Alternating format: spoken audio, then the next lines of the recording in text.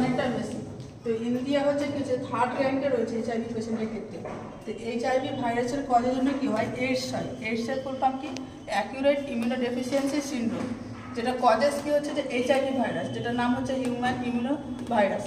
এখানে কি হচ্ছে এইডস ইজ মানে হচ্ছে যে কি আনট্রিটেড এইচআইভি ইনফেকশন। এখানে কি করে পেশেন্টের ক্ষেত্রে ডিক্রিজ করে, কি ডিক্রিজ করে? CD4 সেল কাউন্টে কি করে ডিক্রিজ করে? কত আসে? সেটা হচ্ছে যে লেস দ্যান 200 mm/Q। এখানে যে ট্রিটমেন্ট দেওয়া হয় সেটা হচ্ছে ART, anti retroviral therapy start করা হয়। এটা শুরু হয়েছে 2004 সাল থেকে।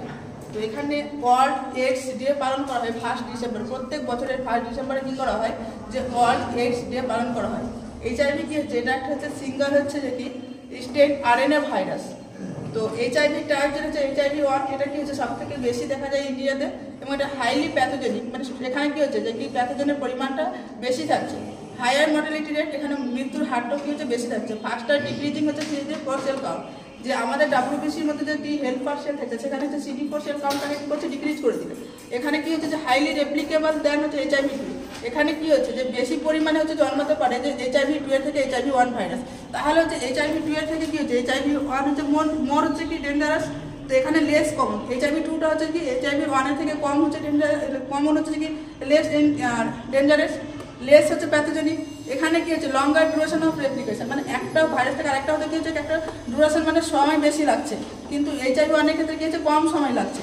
এখানে CD4 সেল ডিক্রিজ হয়, বাট HIV-1 এর থেকে কি হয় HIV-2 এর তুলনামূলক কম হচ্ছে ডিক্রিজ হয়, এবং স্লোলি এটা ডিক্রিজ হয়। এখানে হচ্ছে তাহলে কি হচ্ছে মর্টালিটি রেটটাও কি হচ্ছে HIV-1 এর থেকে HIV-2 এর হচ্ছে কম থাকছে।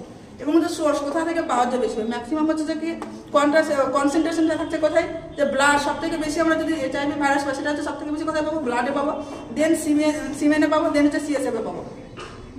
লোয়ার সিক্রেশন, যেন লোয়ার কনসেন্ট্রেশন আমরা কোথায় কোথায় পাবো? যেমন ভ্যাজিনাল সিক্রেশন, টিয়ার যেমন চোখের জল, স্যালাইভা মানে আমার মুখে যে লালা রস থাকে, ইউরিন, যে পেচ্ছাপ, ব্রেস্ট ফিডিং বা ব্রেস্ট মিল্কে যেটা আছে সেটা কম পাওয়া যাবে।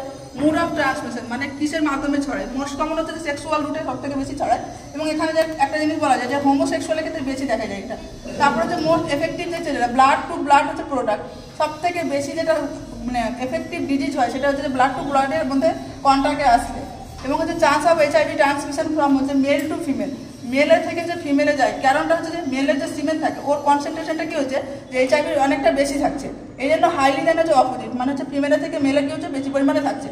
এবং হচ্ছে বিকজ হচ্ছে কনসেন্ট্রেশন অফ HIV, যে এখানে কনসেন্ট্রেশন HIV কি বললাম যে মেল পেশেন্টের ক্ষেত্রে বেশি থাকছে, সেজন্য লিখেছে যে মেল সিমেনে কি হচ্ছে যে মোর দ্যান কি থাকছে, যে ফিমেল সিক্রেশন থেকে মোর দ্যান থাকছে এখানে। দেন হচ্ছে অ্যানাল ইন্টারকোর্সের ক্ষেত্রে এখানে কেন বেশি হচ্ছে? কারণ হচ্ছে যে ডাইরেক্ট ব্লাডের কন্ট্যাক্ট আসছে, এখানে সব থেকে বেশি ডেঞ্জারাস মোর দ্যান হচ্ছে যে কি নর্মাল সেক্সুয়াল ইন্টারকোর্স থেকে যে অ্যানাল ইন্টারকোর্সের ক্ষেত্রে বেশি হচ্ছে যে কি কন্টেজিয়াস হবে এখানে পেশেন্ট ক্ষেত্রে, হাই রিস্ক ডিরেক্ট ব্লাড কন্ট্যাক্টের মধ্যে থাকবে এখানে। দেন হচ্ছে যে মাদার টু চাইল্ড, MTCT হচ্ছে যে মাদার টু চাইল্ড ট্রান্সমিশন, মানে মায়ের থেকে চাইল্ডে ছড়াতে পারে। এটা হচ্ছে 3টে ভাবে ছড়াতে পারে, যেমন হচ্ছে ইন্টারনেটাল, তারপরে হচ্ছে প্রিনেটাল, পোস্টনেটাল। যখন হচ্ছে মায়ের গর্ভে থাকছে, কারণ HIV ভাইরাসটা কি করতে পারে? প্লাসেন্টা ক্রস করে যেতে পারে, সেজন্য এফেক্ট করতে পারে। ইন্টারনেটাল যখন ডুরিং হচ্ছে ডেলিভারি হচ্ছে তখন হতে পারে, কারণ যে মায়ের ব্লাড লস হচ্ছে সেই ব্লাডটাকে কি করছে বাচ্চা সলো করে দিতে পারে।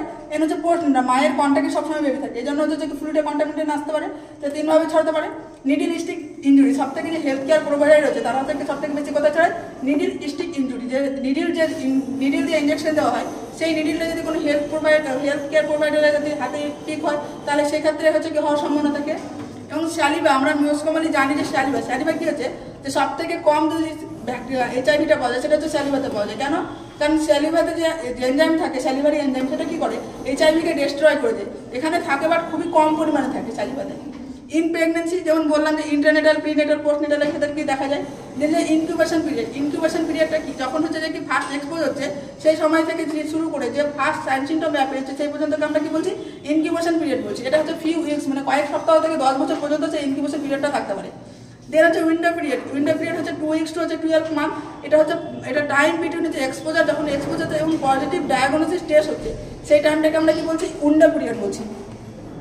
দেন হচ্ছে ক্লিনিক্যাল ম্যানিফেস্টেশন, আমরা হচ্ছে যে সাইন সিম্পটম মিলিয়ে কি করি যে ক্লিনিক্যাল ম্যানিফেস্টেশন বলি।